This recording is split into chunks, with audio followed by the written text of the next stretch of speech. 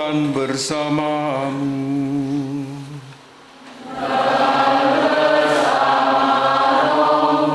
Inilah Injil Yesus Kristus menurut Matius.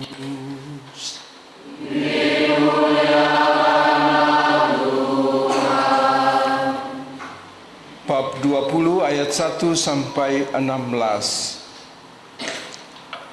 Sekali peristiwa, Yesus mengemukakan perumpamaan berikut kepada murid-muridnya.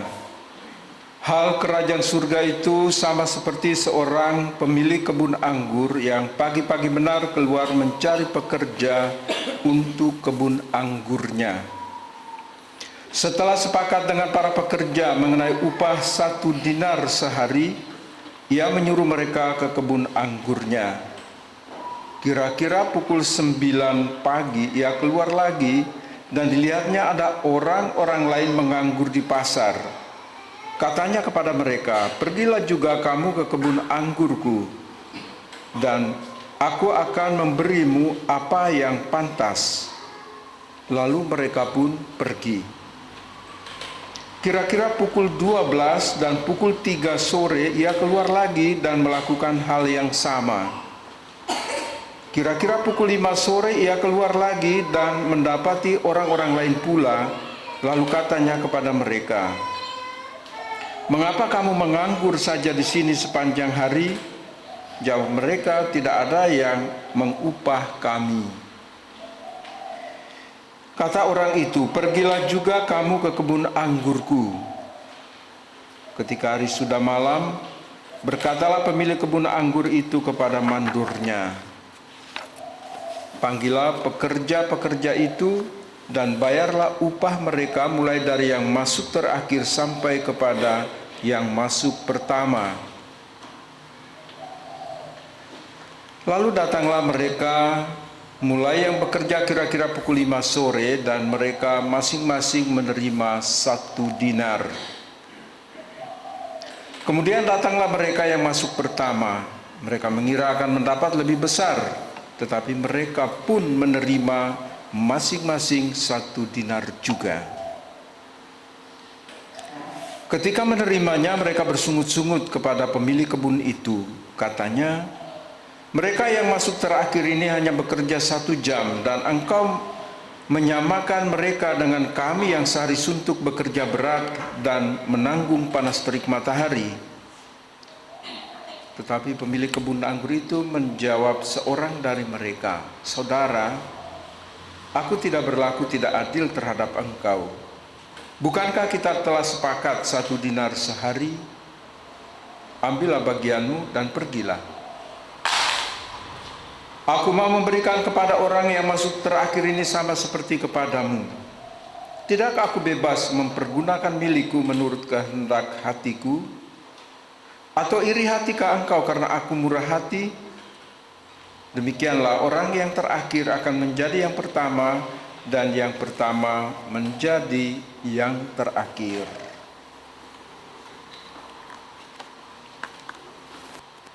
Demikianlah sabda Tuhan. Terpujilah Kristus.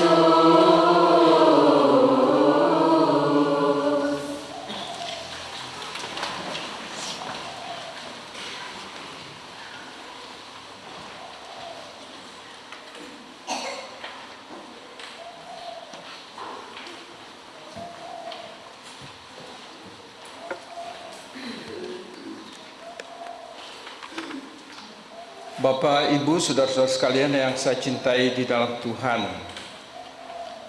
Kira-kira khususnya bacaan Injil. Kira-kira bacaan Injil berbicara tentang apa?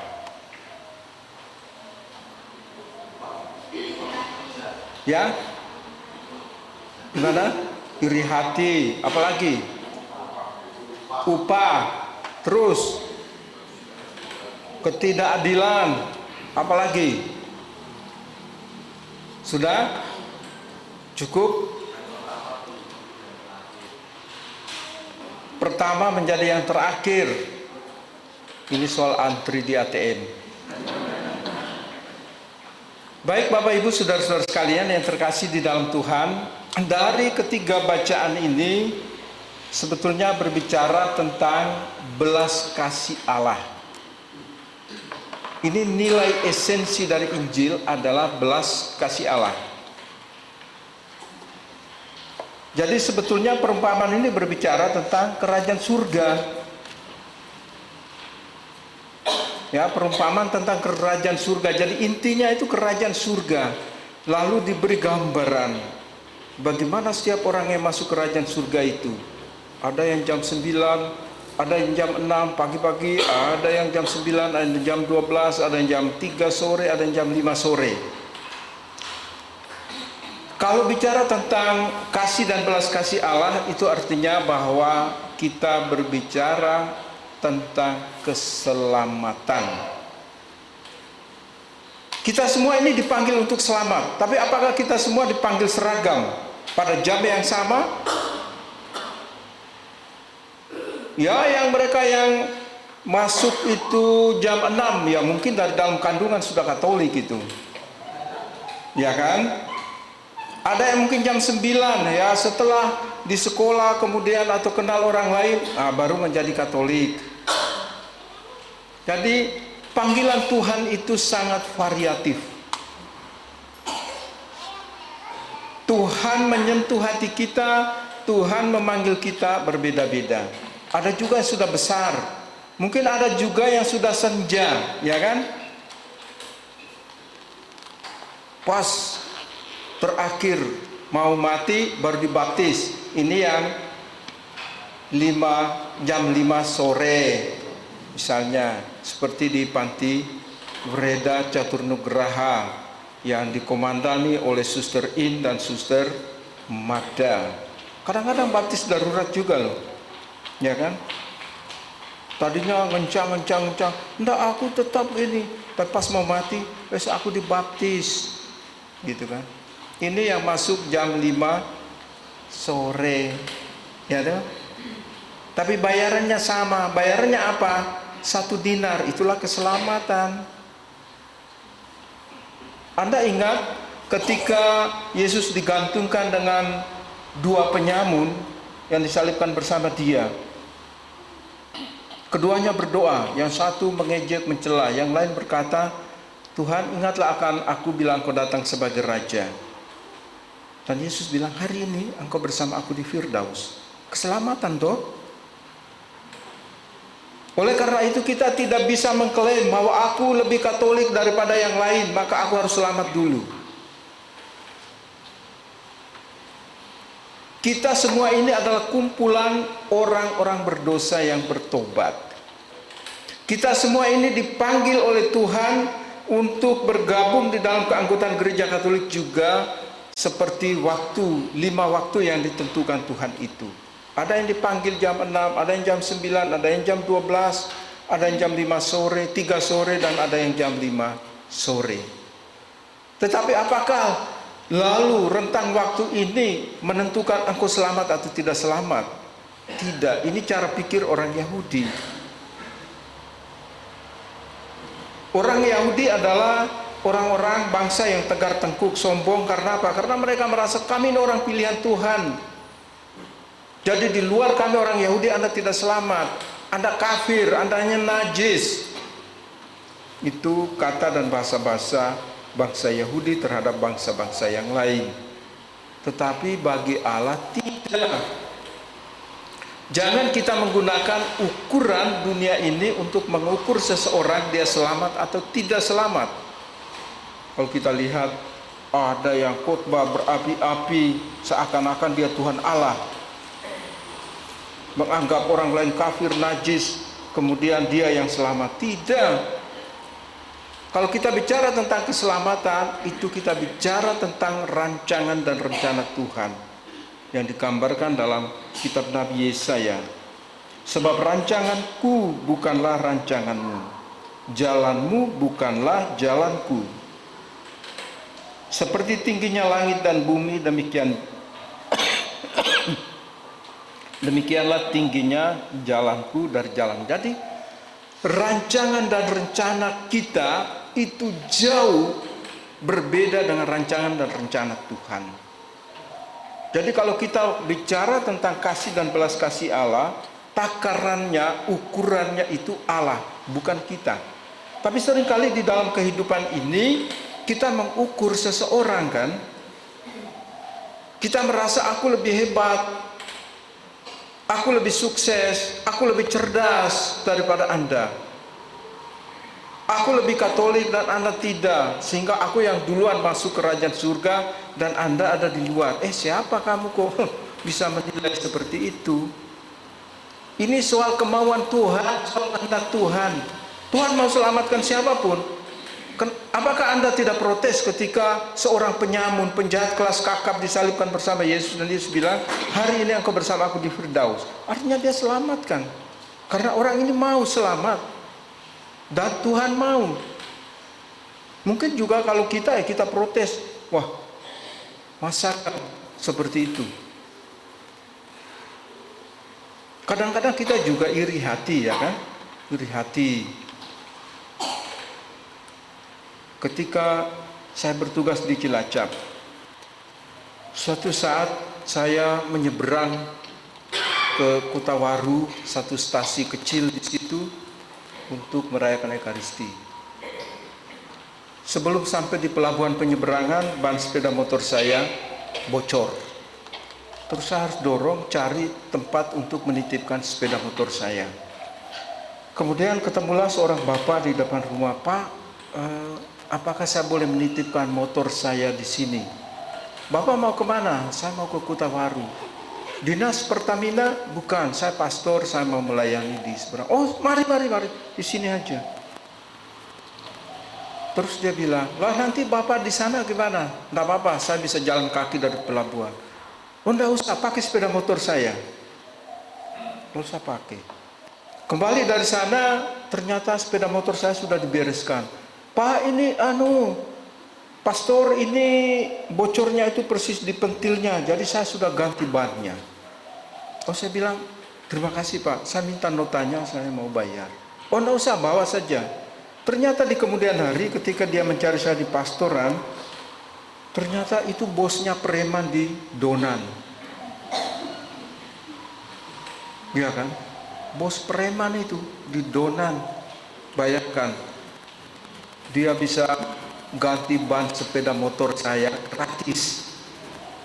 Kamu pernah nggak ganti ban motor saya gratis? Siapa yang masuk kerajaan surga ini? Maka jangan kita ukur-ukur. Jangan menakar orang dengan ukuran dan takaran kita, gitu ya. Bapak, Ibu, saudara-saudara sekalian yang terkasih di dalam Tuhan, seringkali itu kita iri hati seorang terhadap yang lain kalau si A lebih baik dari saya. Kita juga seringkali cemburu. Sama nggak ya cemburu dan iri hati itu ya? Sama ya? Oh ya, orang lulus ke. Coba, cemburu dan iri hati sama atau tidak? Hah? Tidak ya? Pak Marmuji bilang tidak. Pernah cemburu Pak Marmuji?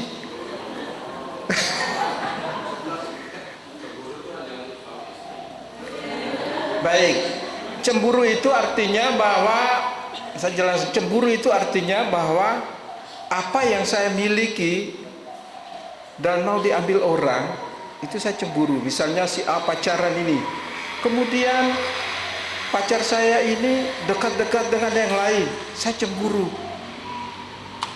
Mungkin dipanggil Mbak, Mas, Dek, lalu agak bahasa anak muda bilang agak jutek gitu ya. Nggak mau, biar aja di sana. Kalau Anda punya pacar seperti ini, tinggalkan sekarang. Jangan cari masalah, tinggalkan sekarang.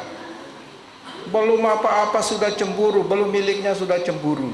Cemburu itu kalau dia sudah punya suami, sudah punya istri, bolehlah, karena itu sudah miliknya kan. Kalau iri hati beda, melihat orang lain lebih baik dari dirinya dan dia mau ke sana tapi nggak kesampaian, itu iri. Ya, jadi nggak usah iri ya.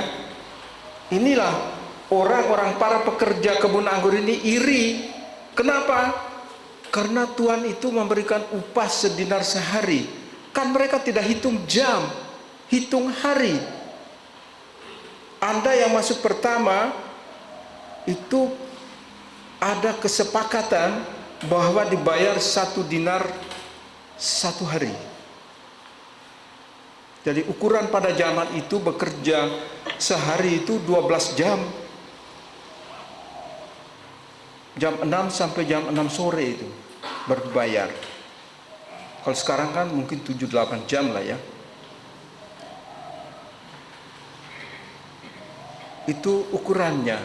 Jadi sekali lagi Bapak Ibu Saudara-saudara sekalian, kadang-kadang rencana Tuhan itu bertolak belakang dengan keinginan kita. Saya berdoa supaya musuh saya itu celaka, malah Tuhan memberi sukses. Jengkelnya, sakitnya itu di sini. Begitu toh? Iya kan? Romo kenapa sih? Dia itu kok sukses gini, aku ke gereja baca kitab suci terus saya seperti ini. Inilah kita itu seakan-akan memaksa Tuhan supaya mengiyakan apa yang kita mau. Keliru. Jangan. Rancangan Tuhan berbeda dengan rancangan kita. Rencana Tuhan berbeda dengan rencana kita. Saya beri contoh yang lain mengenai rencana Tuhan ini. Apa yang Tuhan mau itu kadang-kadang bertentangan. Misalnya gini, dalam sabda bahagia Matius bab 5, Yesus bersabda, berbahagialah orang yang miskin di hadapan Allah, karena mereka lah yang punya kerajaan surga. Secara harafiah Anda pasti berpikirlah, kalau aku orang kaya ngapain aku ke gereja, aku tidak selamat, kerajaan Allah hanya punya orang miskin. Begitu toh? Anda pikirnya begitu kan? Bukan. Kaum Anawim, orang miskin itu adalah orang yang takut akan Allah. Jadi orang kaya maupun orang miskin yang takut akan Allah, dia yang punya kerajaan surga. Bukan miskin fisik, tetapi kemiskinan di sini adalah orang yang takut akan Allah. Jadi jangan pikir, aku kan orang miskin, pasti nanti aku selamat. Orang kaya, gak selamat. Tunggu dulu. Orang miskin yang mana itu? Tapi seringkali orang kaya itu justru kayaknya bisa lebih dulu masuk kerajaan surga daripada orang miskin. Orang miskin itu orientasinya duit sampai matinya dalam duit. Enggak untung-untungnya, enggak ada untungnya. Kerja dari pagi sampai pagi berjut. Ya siapa yang sehat ya kan? Terus sampai di sana lalu menyalahkan Tuhan. Aku masih bekerja, kenapa Tuhan panggil ke sini? Salah sendiri, siapa tahu suruh nggak tidur ya kan? Tensimu drop, kan bisa mati juga. Bapak, Ibu, saudara-saudara sekalian, kasih dan belas kasih Allah itu ditujukan kepada semua orang. Keselamatan Allah juga ditujukan kepada semua orang. Saya pikir kita yang hadir, yang tekun setia dalam Ekaristi baik harian maupun mingguan ini adalah kita semua ini adalah orang pertama, orang-orang berdosa yang bertobat. Kedua, orang-orang yang takut akan Allah.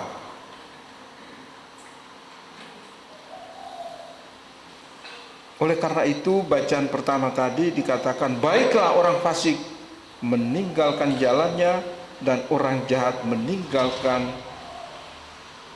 rancangannya. Jadi seringkali orang fasik itu orang yang mengandalkan lengannya, orang yang mengandalkan kekuatannya sendiri, orang yang mengandalkan pengetahuannya sendiri. Tuhan nggak penting, ya silakan aja. Seringkali juga orang bilang, aku nggak percaya tuh ada Tuhan. Iya sama aku juga. Anda percaya nggak ada Tuhan?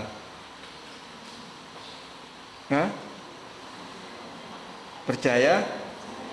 Siapa yang tidak percaya? Angkat tangan. Takut ya? Nggak ada apa-apa kan? Kalau ada yang nggak percaya bahwa ada Tuhan dalam dirimu, Saya suruh ambil air 1 ember, saya benamkan kepalamu dalam ember itu selama 5 menit. Kalau kamu masih hidup, berarti engkau betul tidak percaya Tuhan. Tapi kalau mengap-mengap di situ, hidup itu punya Tuhan. Sadar itu, ya.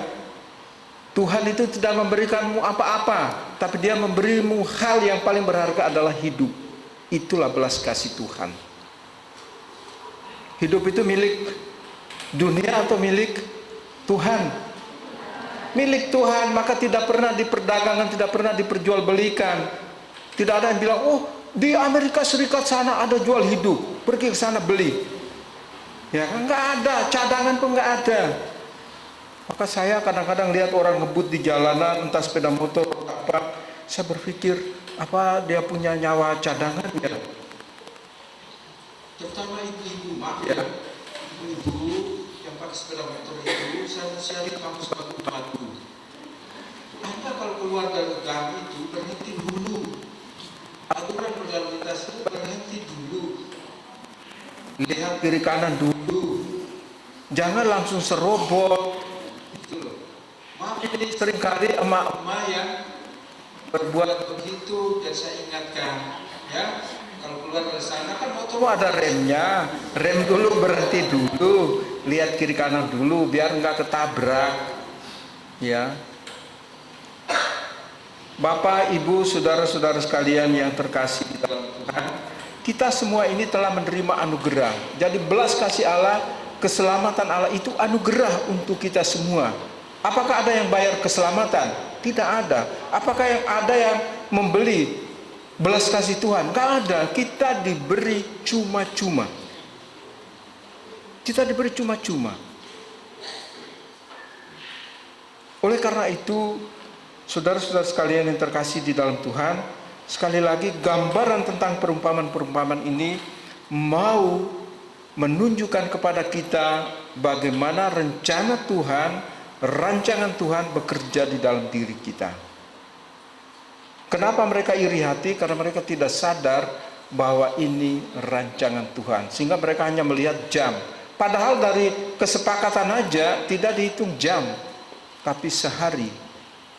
Yang lainnya tidak buat kesepakatan, tapi pemilik kebun anggur itu bilang, saya akan memberikan yang pantas.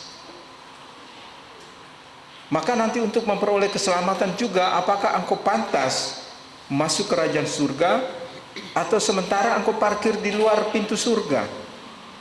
Bisa juga kan gitu. Ini yang pantas. Mereka yang masuk jam 9, 12, jam 3, jam 5 sore, itu pemilik kebun anggur bilang, mari bekerja di kebun anggurku dan aku akan memberikan upah yang pantas. Ini soal keselamatan, soal belas kasih. Jadi berhenti untuk iri ya. Jadi kalau ada yang lebih hebat dari kita, ada yang lebih kaya dari kita, ada yang lebih mampu dari kita, bersyukurlah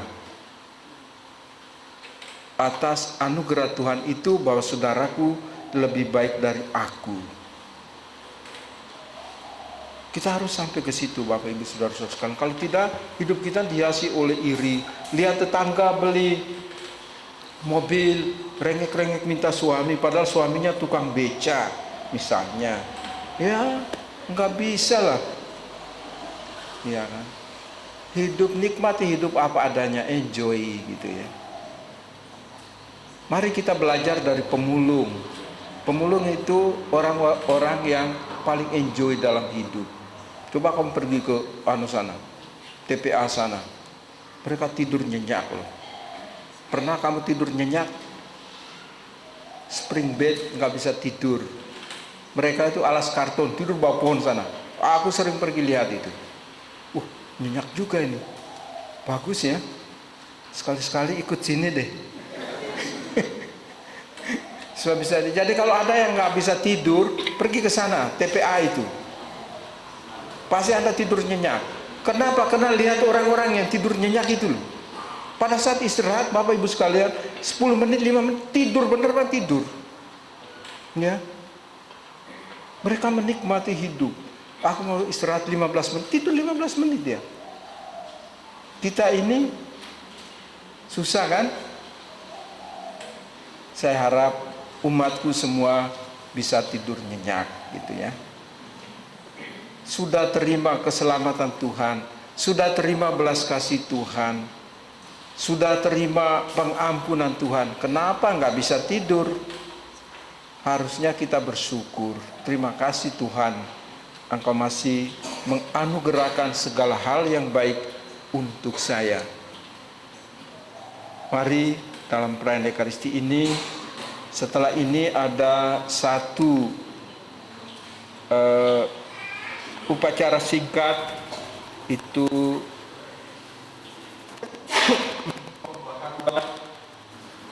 janji baptis, dan nanti kita semua dan Romo akan jalan untuk memerciki umat dengan air suci sebagai tanda kita semua membarui janji baptis kita.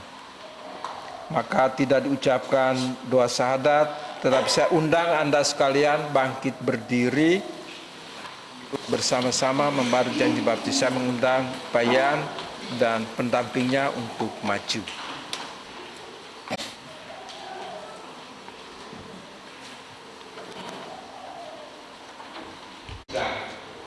Dengan menjawab tiga pertanyaan penolakan setan dengan ya, kami sanggup. Sanggupkah saudara-saudara menentang kejahatan dalam diri saudara-saudara sendiri dan dalam masyarakat? Ya, kami sanggup. Sanggupkah saudara-saudari menolak godaan-godaan dalam bentuk kayu, kemudian dan hiburan yang tidak sehat? Ya, kami sanggup. Sanggupkah saudara-saudari berjuang melawan segala tindakan dan kebiasaan yang tidak adil atau tidak jujur dan yang melanggar hak asasi manusia? Ya, kami sanggup. Terima kasih atas kesanggupan Bapak Ibu, sanggupan Bayan untuk menolak setan. Sekarang nyatakan iman Anda dengan menjawab tiga pertanyaan ini yang saya percaya. Percayakah saudara akan Allah Bapa yang Maha Kuasa, pencipta langit dan bumi? Ya, saya percaya. Percayakah saudara akan Yesus Kristus, putranya yang tunggal Tuhan kita, yang dilahirkan oleh perawan Maria, yang menderita sengsara, wafat dan dimakamkan, yang bangkit dari alam maut dan duduk di sisi kanan Bapa? Ya, saya percaya. Percayakah saudara akan Roh Kudus, gereja Katolik yang kudus, persekutuan para kudus, pengampunan dosa, kebangkitan badan, dan kehidupan kekal? Ya, saya percaya.